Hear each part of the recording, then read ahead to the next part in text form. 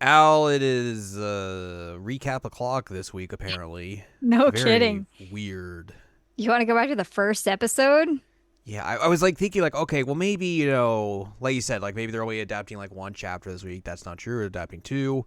Maybe there was like a break between episodes, and that's why. Nope, just same week to week. Maybe we're running out of stuff to adapt, so we gotta just like pad out stuff. Nope, we still got like 50 more chapters of manga left to adapt in the like 20 little over 20 episodes we have left of the original anime. So it's like, Mhm. I don't know why they thought, hey, let's go back to the original like the first episode and tell you what happened about how Inuyasha and Kagome met. It just made no sense. Like my initial thought was gonna be like, oh, they're gonna talk about like her shattering the jewel again because we're going back to the whole plot about getting the shards. But then they didn't even cover that. It's literally just them meeting. Yeah, it I don't know.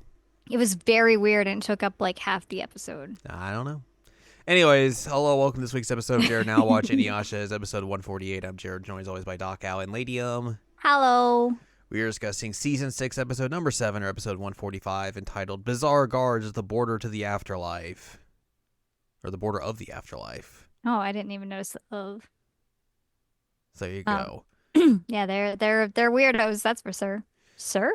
Sure. For sure. Yep. I can't talk today. Wah.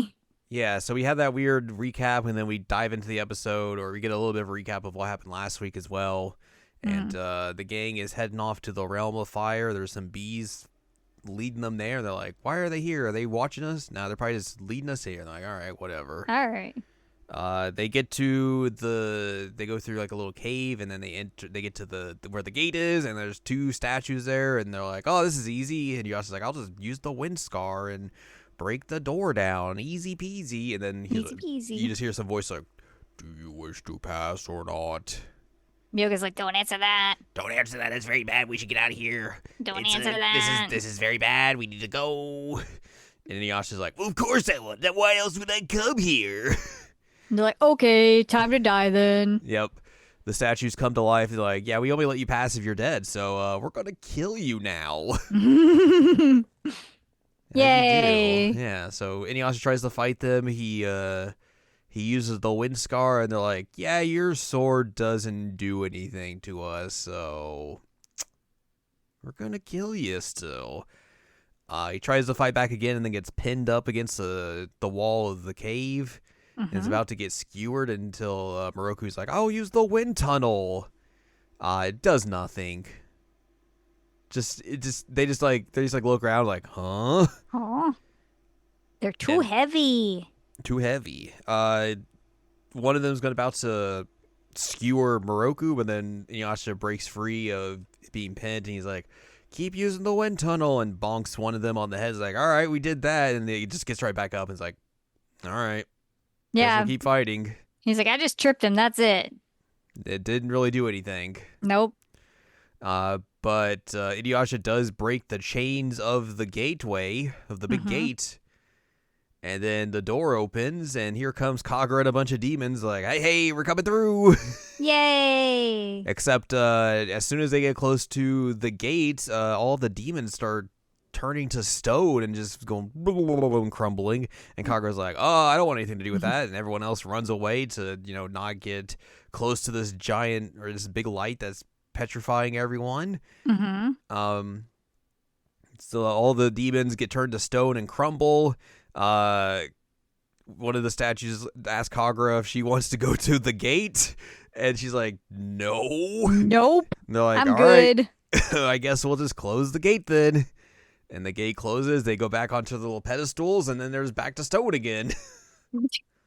Like, okay. There, it's like, Anyway. all right, we're good.